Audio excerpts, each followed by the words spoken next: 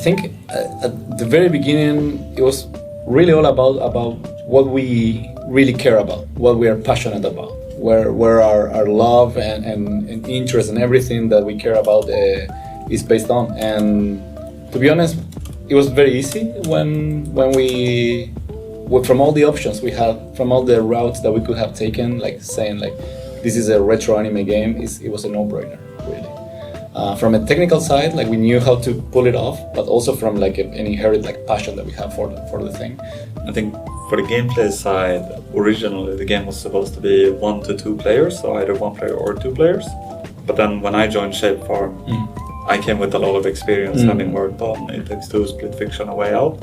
So one of the first things we did was making a co-op only game and kind of marrying the anime and the co-op gameplay. Yep.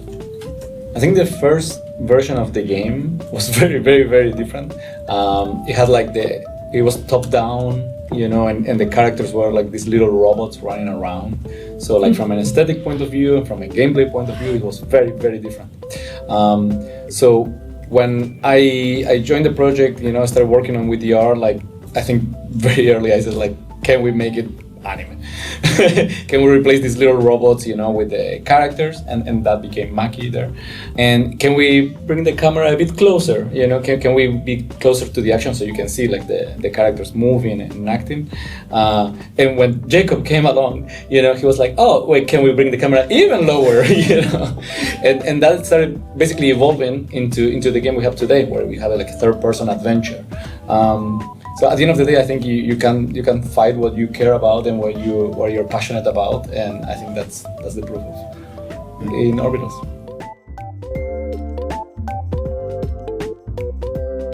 So there were a lot of inspirations, and we basically, for every little decision that we had to make, like how do our backgrounds look, how our characters look, our vehicles and props, like there's one specific reference that we had for each of them. So in the case of like the machinery, right? Like there's shapes and tools. It's very like machine-like, mecha-like. We definitely went back to the early Ghibli movies, like Nausicaa of the Valley of the Wind, like the ships that they have there, you know, like the little glider that she rides. That kind of like shape language, that this thing that feels a bit organic, you know, a bit like World War II inspired. Definitely Venus Wars on that as well. For the characters, I would say like definitely like Sailor Moon and Ranma. Those two, like those kind of like friendly characters that you can immediately tell at the first sight like what kind of personality they have. They're very easy to read. They're like simple statements. I just love that kind of character design. And then for the type of story that we're telling, I'm always saying like this is like the original Dragon Ball series, like not so much Z when it became about fighting and all of that, but the early stuff when it was about an adventure, like going out, you know, into the world and meeting all these crazy characters and finding these like upside down locations, engaging, you know, in like twists and turns in the story. It gets kind of dark in parts, but then it's super funny in others. Like I'm really inspired by that kind of like shonen style of storytelling. I'm sorry if I go a little bit too much into this, but also Evangelion. That's kind of the number one thing. Like Neon Genesis Evangelion, to this day, I think I watch the series and I keep finding new and cool things about it. From the storytelling style, from how cool it looks, like everything is just so well executed on every level that I would say like that. Those are the main references there. I think you covered a lot of it, but also an addition on the Dragon Ball inspiration. Not only just about the adventure, but also about the lightheartedness and the charming nature of it. Like, we want to put a lot of things in a game that can kind of bring a smile to your face, and the original Dragon Ball series does that really well. Can I add a little thing on that? There's a thing with the Dragon Ball world building that it's super, super inspiring for us, which is the world. It always starts with feeling fun and feeling creative. It's never about like some deep lore, you know, that it's like all these factions, and it's nothing like as complicated as that. It's like I want the president of the world to be a dog, and because that's cool, you know, and that's that, right? So that idea of following the fun is super, super important for us. From the way we design this world to how we make mechanics, if if it works on a controller, if it works on the drawing, then that's enough for us to pursue that idea. If you can make people smile and laugh, yes, then we go further in that direction. 100%. And then the story follows. Mm-hmm. So first, what we did was watch a lot of anime, basically. Like we sat down with a notepad and watched some famous scenes and basically a lot of episodes, and going like frame by frame, understanding how everything worked back then. And we came up with this huge list of requirements or guidelines that we had to follow to nail the style, from like the kind of like fashion trends that they had at the time, what's the hairstyles that they were using, the how the anatomy was drawn at the time, and that's just for characters. Then you have backgrounds. It's like what kind of paints they used, what techniques were used at the time, what kind of paper they used. So after we came up with this huge list, it became about how to reproduce it in the game. And that involved basically develop our own pipelines for making our cell shader, for making our painted shader. It meant like trying to modify how we make animations to fit the style, because we are definitely not following the traditional style. How we light the environment. It's not physically accurate at all. It's basically very like an artist eye perspective on how to light something. Like in some areas, we paint the lights rather than letting the engine calculate physically accurately. It's also, we have some rules that we follow very, very strictly when it comes to create and guard. So I think one of the most easily recognizable is that everything in the scene that moves is cell shaded, and everything that doesn't move uses a painted shader where you can see like the brush strokes and they look very different. And that gives it that sort of anime feel where the elements that are moving in the scene, the cells, have a different style from everything else. Another thing is that everything that moves in the game is either at 12 FPS or 24 FPS, which we also stick to very strictly. And a little fun fact is that since we made everything in the game that moves be cell shaded, it actually helps the gameplay because it makes players actually recognize the elements in the scene that they should be interacting with. Because usually the stuff that you need to interact with is stuff that moves, and it kind of sticks out because it's cell shaded.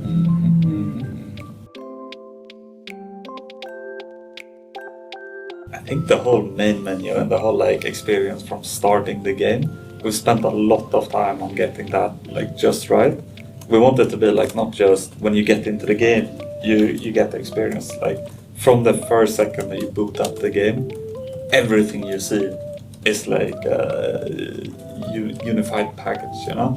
So like what we're trying to do is not just make a game that feels like 80s or retro. We're trying to capture the feeling of watching an anime as kids, and I believe that a big part of that is not just the episode itself, but the things around it. So like watching the opening of a show, it was equally important, right? Or when you're going to commercials and you see the eye catcher, that's also super important because that basically was part of the experience. So when researching for making the UI, we went and watched a bunch of these eye catchers, as they are called. And a lot of them, first they felt super exciting. You know, it's like, we'll be right back with Dragon Ball. That's in English, the English version. And then you will see like the logo flying, you know, and it flies in a very specific way, unlike how they move in modern day, right? So we also had to reproduce that, right? How they move the logo around. Or I remember the Saint Seiya one, like Seiya is kind of like punching to the screen and these optical lights that come out. I'm like, okay, I'm taking that for the game. I think the most important part is always about having the players interact with each other and creating interesting and funny moments when you laugh together or you mess with each other. When one player makes a mistake and you both die for it, and like that sort of part is super important. Other than that, I think what's really special about the type of games that Orbitals is that it's not this sort of drop-in, drop-out co-op game. It's a tailored experience with a start and an end. It's like a full experience that you can share together with another person, and it makes it a bit more special than if it's something like, oh, we play one night, we don't play the other one. You know, you don't play the full experience, and kind of like live service games, for example. So it's very much this shared experience. It's kind of like watching a movie together, where afterwards you'll always have that memory of like that time we played Orbitals together.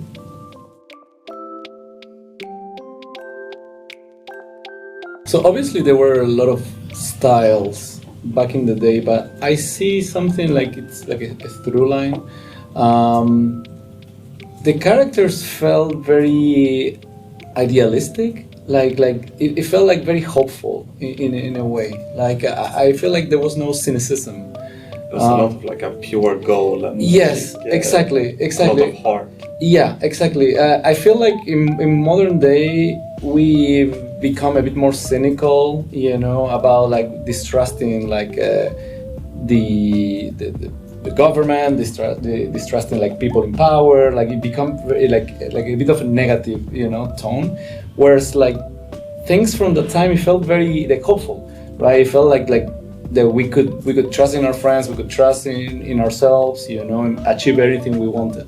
Of course, there were like more like dark stuff, but like I think at least the kind of stuff that resonates with us is that kind of like hopeful message. And it's funny because like I think a lot of those stories, if you were to make them today, they will feel like either cliche, you know, shallow, exactly, or like you're making fun of the audience. But it was really earnest, what the stuff that was made back there, and I feel it's fantastic if we could go back to thinking in that hopeful, you know, like just like open heart, like putting your feelings on the table.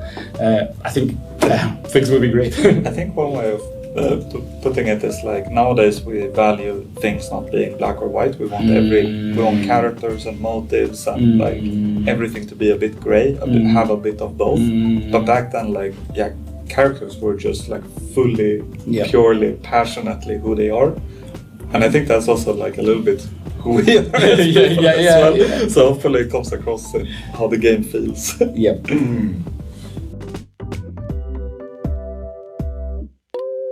So we basically have like a love for Japan, right? Like we moved here, you know, I started the family here, you know, we are really committed to this country, to continue making games here. We're in love with the culture and everything that they produced. So when we're making this game, we felt like we have to do it justice. We have to do it not in a shallow way, we have to go deep, get like the right voice talent, get the right people working on the music. You know, it's all about creating this authentic experience because we know that we come from outside, you know, so we have to do it respectfully and to the best extent that we can. So yeah, I would say like Orbitals and everything that we make is a love letter to our childhoods that were basically shaped by Japanese media. Yeah, I think that's important, but like we're not trying to pretend that we're a Japanese, like fully Japanese studio making this like super authentic thing. Like this is really our childhood experiences and us growing up. Like this is our, as you say, love letter.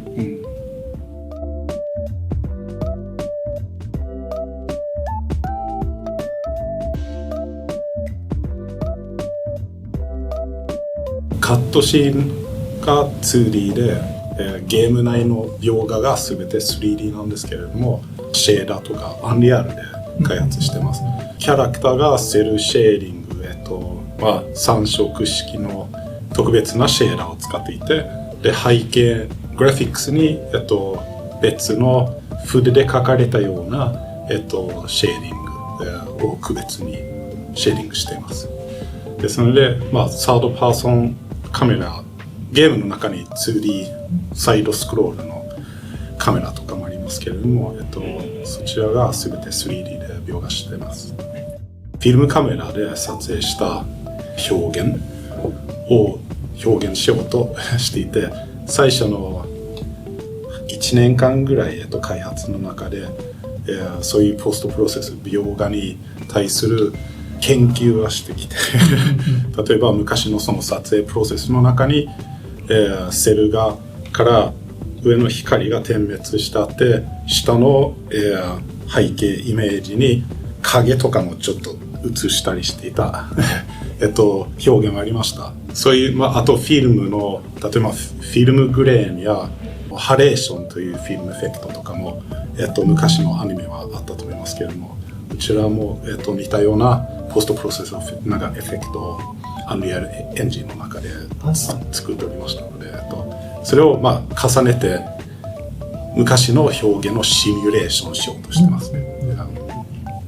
昔のアニメは、アニメーターが実際の紙で1枚ずつ作って重ねたらというか合わせたらアニメーションにさせたらアウトラインが揺れたり、中身のシェーディングの1コマごとちょっと揺らしたり参考としてそういう80年代の人間の手でハンドクラフト感が出せるようになるべく充実に今の技術を使って再現するっていう私は、セーラームーンが好きですし、あとエヴァンゲリオンも好きです。でも最新のアニメも見てます。フリーレンとかも好きです。私は10代の頃アニメ大好きでしたね。今40歳なんですけど当時はアキラアキラとか広角機動隊王立宇宙軍とかそういう系のアニメは大好きでした。っていうか今でも大好きですけど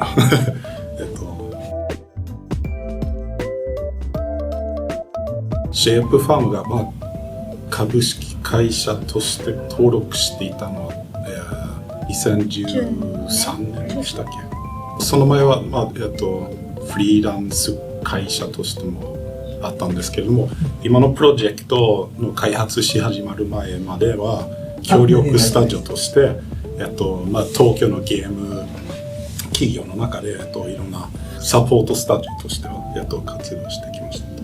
クライアントさんが日本だったのも、そうですね。はい、ありますし、あとはその当時の、社員も、みんな日本が大好きで割とスムーズに日本に住もう、日本で会社を開こうっていう風に創業者が、なったのが、なったことから始まりまして、で今では、東京で、オフィスで働いてる方が約20名ほどいるんですけれども、全員もう日本が大好き。一人の社員はアニメーターなんですけれども、日本に働きたいという夢があって、日本で働くにはこういう条件が必要だっていうのを、もう若い時に調べていて、もう日本に来ることを目標に全て人生設計をして今ここで日本に引っ越してきて働いているっていう社員もいるので、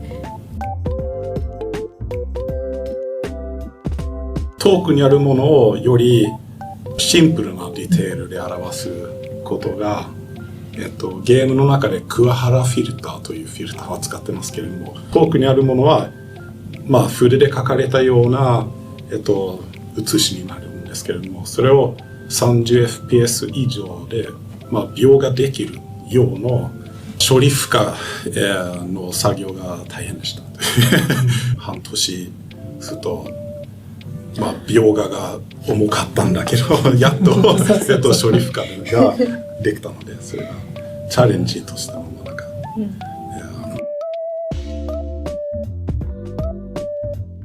私たちのシェイプファームの方でまずストーリーを決めて、そのストーリーと、脚本をマスケットさんにまずお渡しして、カットシーンのアニメーション分ですね、お渡しして、それをもとに、絵コンテをお願いして、でそこから、フィードバックなどやり取りをして、絵コンテを元に、アニメーションを、の作成をお願いしたんですけれども、よりアニメーションとカットシーンのアニメーションとゲームプレイの、移行が、完全にスムーズにいくように、私たちのテクニカルアーティストや他のコンセプトアーティストですとか、直接制作進行などを挟まなくてもやり取りをができるプラットフォームを整えまして、で何かあればすぐにコミュニケーションを密に取りながらゲームと同じアセットを使っていただいたりとか、絵コンテをもとに、ここのシーンはこのゲーム内の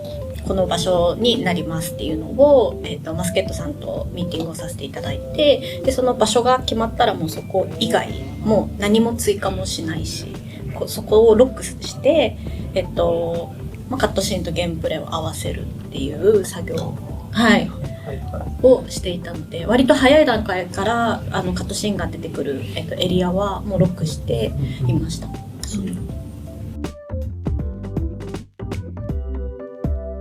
結構いろんな初期デザインはいろんなパターンのオムラがいて、なんか一番なんて言うんでしょう、ストーリーとあとオービタルズの雰囲気とマッチしたのが今のオムラなんですけど、初期段階ではなんかメガネないオムラとか角が1本だったりとか、ストーリーを、なんでしょう、作っていくにあたって、今のオムラになったのではないかなと思いますね。声優さんの候補者の方をいただいて、そのサンプルを聞かせていただいて、キャラクターに合う声をマルコスも含めて、オーディオディレクターですとかゲームディレクター、たちが、選んだんですけれども、ほとんどのキャラクターが満場一致な、感じで、このキャラクターだったらこの人だよねっていうのが結構割とスムーズにパンパンパンと決まったイメージがあります。面白いくらい満場一致でした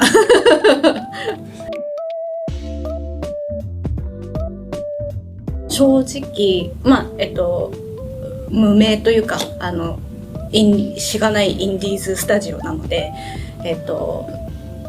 返事とか来ないだろうなって思ってた方にオファーをさせていただいたら、すぐお返事をくださって、みんなでめちゃくちゃ喜んだってエピソードがありますもうその場で立って返事来ましたっていうのをオフィスのみんなに伝えましたで、制作過程でもなんかフィードバックをいただいたりとか、あと歌い方もこうした方がいいんじゃないかとか、おっしゃってくださったり、歌に関係する、カットシーンを流しながらそれに合わせて歌ってくださったりとか、したので、その世界観をすごいなんて言うんでしょう、一緒に作ってくださった、方です。